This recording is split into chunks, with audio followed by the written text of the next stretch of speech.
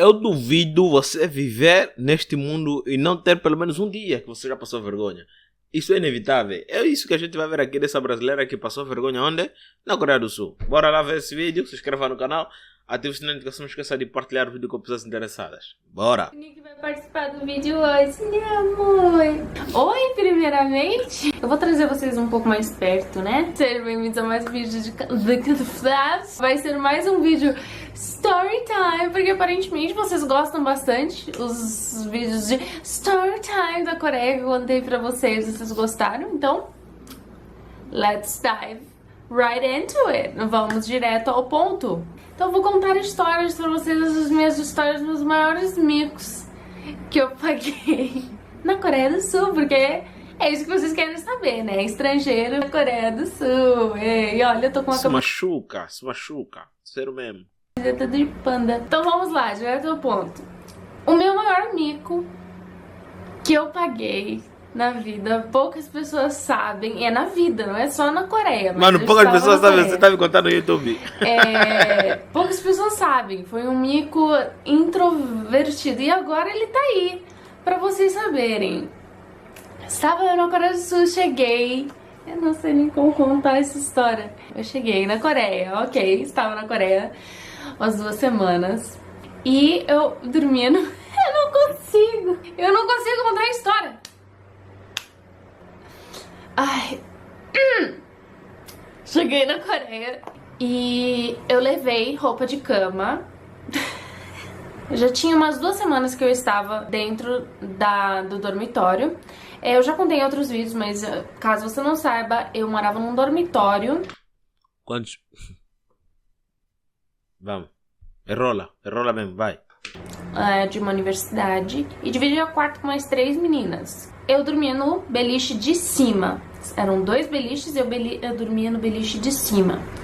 E por alguma razão, ao acaso, não era colchão o beliche de cima, só o de baixo. O de cima, ele era como se fosse um colchonete e ele era forrado de corino, assim, sabe? Não era couro, era um corinho, era um corino. E não era que nem esses beliches que a gente vê as ripas, né? Era uma tábua inteira e daí o colchonete, porque imagina eu no colchonete e pra alguns é muito desconfortável, mas eu gosto muito, eu tenho o hábito de dormir em superfícies, assim, tipo chão, facilmente. Eu dormi no tapete por anos, Isso é coisa de pobre, família. Então, moça, tá à vontade.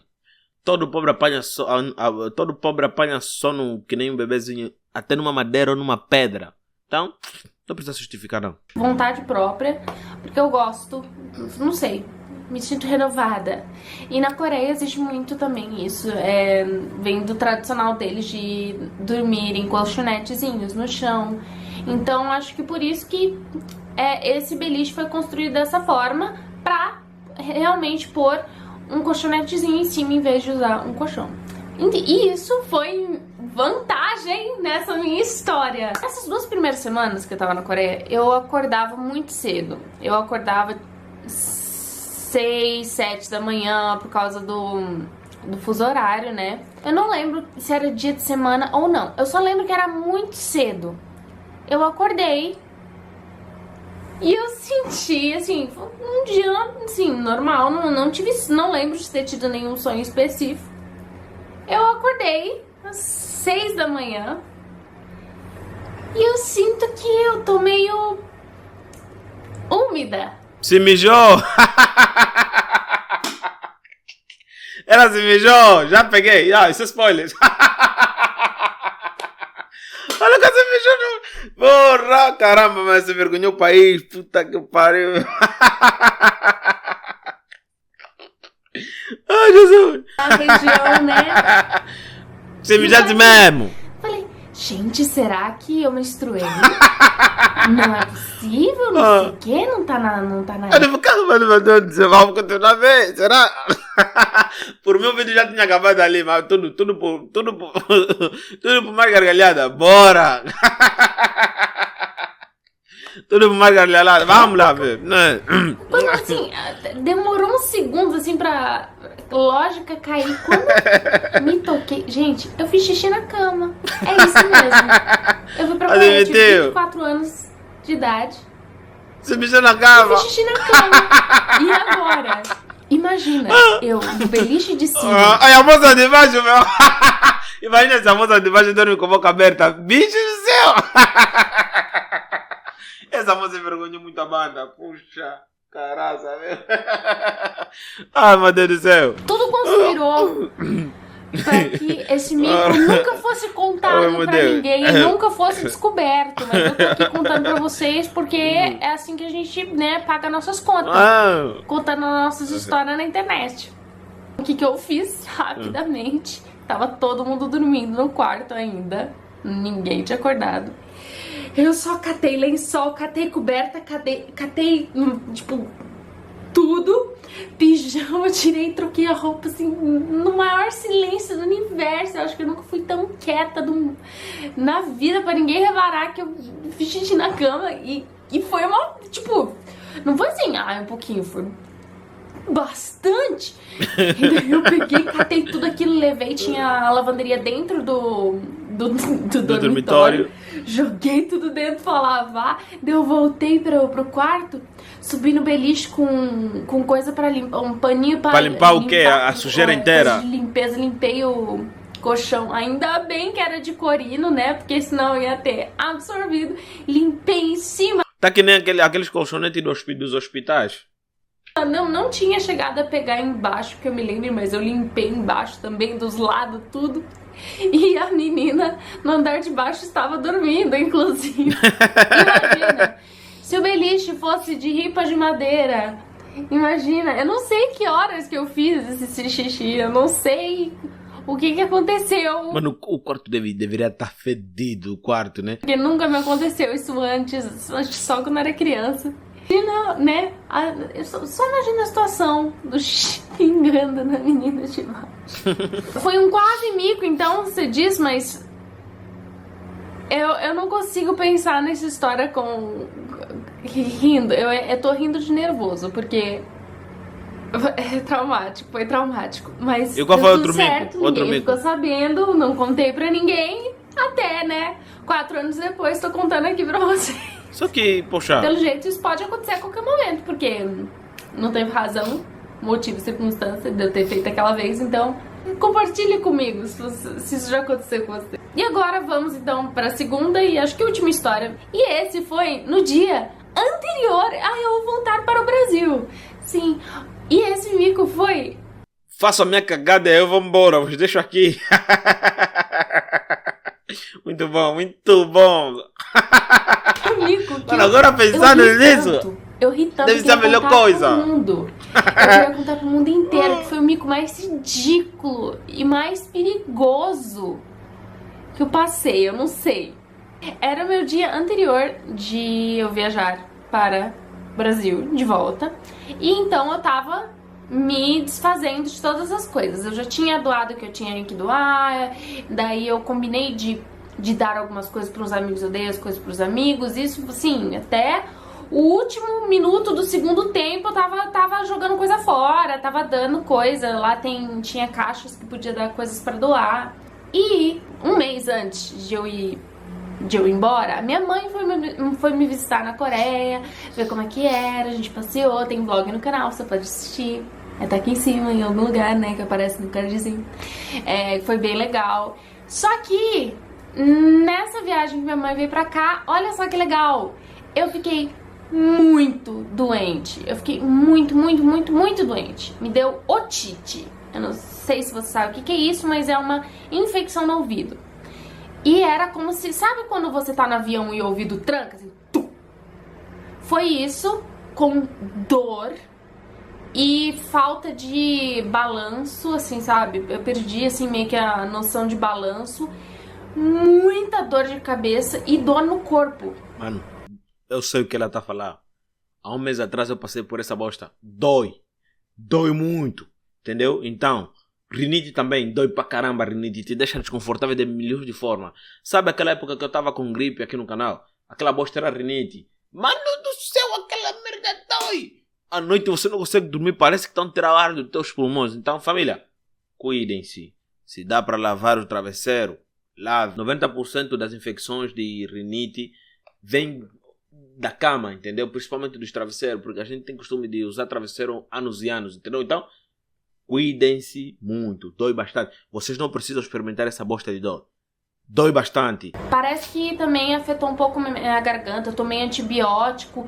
E mesmo depois de ter tomado antibiótico, tive que ir no hospital, tomei antibiótico. E mesmo depois do antibiótico, eu continuei doente. Estragou a viagem da minha mãe praticamente. Eu não consegui levar ela pra muitos lugares que eu queria ter levado. Eu deixava ela passeando sozinha enquanto eu ficava sentada no Starbucks. Desculpa, mãe. É uma tristeza pra mim pensar nisso, mas ao mesmo tempo, assim, que bom que tinha minha mãe pra cuidar de mim. Foi muito triste eu ter ficado doente. Mas, então, e foi nas últimas semanas. E depois a otite passou, mas eu continuei com resfriado, eu continuei meio... Mas eu fui fazendo as coisas, porque eu tinha que... Minha passagem estava comprada, tinha que ir embora. Continuei fazendo as coisas numa velocidade um pouco mais lenta e tal, né? Mas fazendo. E eu não parei.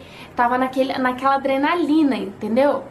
Então, quando eu terminei de arrumar tudo, assim, que foi no dia anterior ali, mais ou menos, e então eu tava muito fora, eu tava na adrenalina, né? Eu tava fora do meu corpo, assim, meu corpo e minha cabeça estavam desligados porque eu precisava arrumar minhas coisas pra ir embora. E por que eu tô contando tanto isso antes de contar, né, o que foi o mico? Porque está entrelaçado. E eu ia encontrar uma amiga minha no dia anterior, de eu ir embora, eu falei isso 58 vezes. E eu combinei de dar umas roupas pra ela e cabides. Ela foi lá perto de onde eu morava e eu ia encontrar com ela, era uma distância a pé. Vixe, países do primeiro mundo é assim. Você tá viajando ou quer passar férias em algum lugar, doa coisas. Aqui, doar. Sabe aquela mala das mães antiga, onde a gente bota tudo até que a gente voltar? Entendeu? Eu acho que você já consegue entender o que eu tô falando. Isso não é ruim fazer isso. Tranquilaço. E eu com 2 sacolonas. Era uma sacolona grande. Pensa numa sacola, era de papel. Era a sacola da Forever 21 até. Sacola, tipo, grande. E elas não estavam tão pesadas, mas estavam pesadas. E né, eu estava com o meu tênisinho da Fila, que tem aquele pequeno salto. Esse tênis aqui, que tem esse pequeno salto, pra vocês terem uma ideia. Agora vocês podem imaginar pra onde que a história tá indo, né? Eu não consigo. E eu saí do lugar onde eu morava, lá do meu Goxion. E a porta do meu Goxion era pra fora. Tava eu com essas 2 sacolas. Eu abri a porta, né, pra sair do Goxion, a porta pra rua.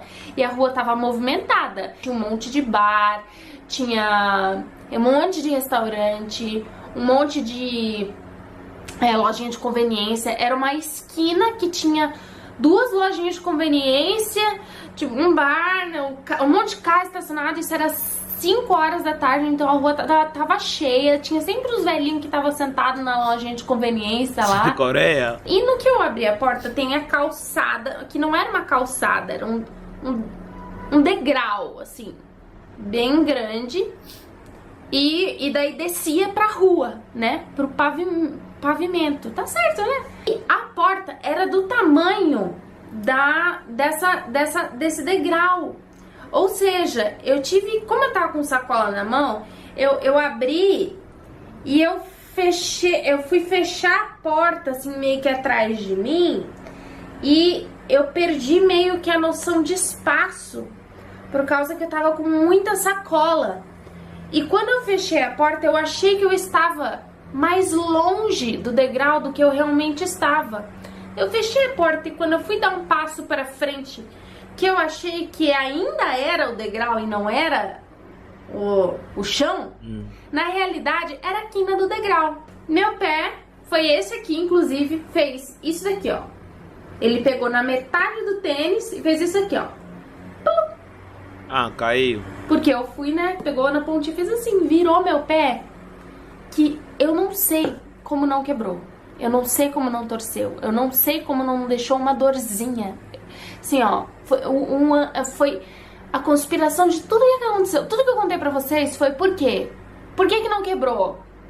Porque eu caí que nem um saco de arroz no chão. Eu caí que nem um saco de bosta no chão. E eu tava tão cansada e um resto de doença ainda, com 2 sacolas na mão, eu não tinha como me apoiar. Imagina se eu tivesse ido com a minha mão no chão, né? Se deixou levar. Segurar 70 quilos isso não no é mico. chão, assim, né? Ou Na se verdade, eu eu não tivesse acho isso tensionado o meu corpo, assim, porque a gente tem os nossos... reflexo! A gente tem os nossos reflexos, não é verdade? Só que eu tava tão cansada, tão doente, que eu não tive reflexo nenhum. No momento, eu estava em pé, no outro momento, eu estava de cara no chão. Assim, literalmente, de cara. As 2 sacolas, assim, eu caí meio de lado. Assim, foi... Eu falei, daí eu fiquei assim, eu caí? Eu não tinha entendido o que tinha acontecido. Eu caí mesmo. Eu virei meu pé muito feio num degrau muito alto. O degrau era dessa altura e eu virei meu pé em cima dele. Só que como eu não tive reflexo nenhum, meu corpo não tensionou, eu não tentei me segurar, eu caí como um saco de bosta, assim, foi assim, tipo, tá.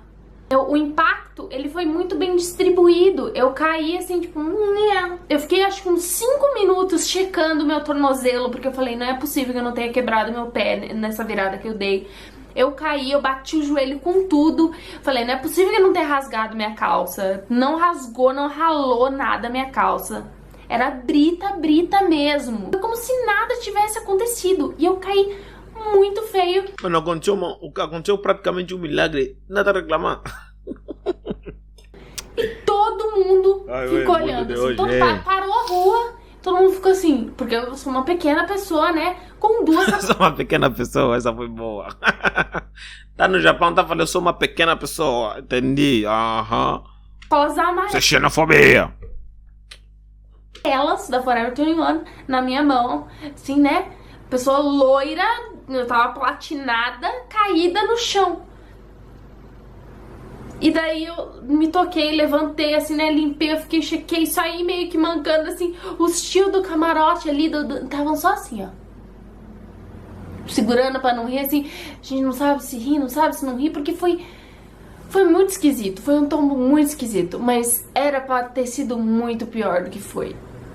Assim, 20 pessoas viram esse tombo no dia antes de voltar para o Brasil. Imagina se eu me quebro o tornozelo no dia anterior de voltar. O vídeo acabou, isso aqui é acabar do nada, mas pronto, né? O vídeo foi meio engraçado no princípio. Essa última acho que eu não achei que foi mico, tipo, mico. Eu acho que é uma coisa normal. Aconteceu uma coisa boa para ela ainda. Quase torceu o tornozelo, mas não aconteceu. Isso é bom para ela. Mas pronto, né? O link original do vídeo dela tá aqui na descrição. E vou te falar, mijar na cama acho que é um marco. Quase todo mundo já fez. Uns param mais cedo. Por exemplo, meus sobrinhos. Todos os meus sobrinhos pararam de mijar na cama em média 5 anos. 5 anos é o máximo. Já não mijam mais na cama. Entendeu? Eu acho que na minha geração não. Na minha linhagem, começando do meu pai até nos meus sobrinhos, que mais mijou na cama sou eu. Até o próximo vídeo. Muito obrigado para vocês que estavam no outro lado. Se inscreva no canal. Tchau.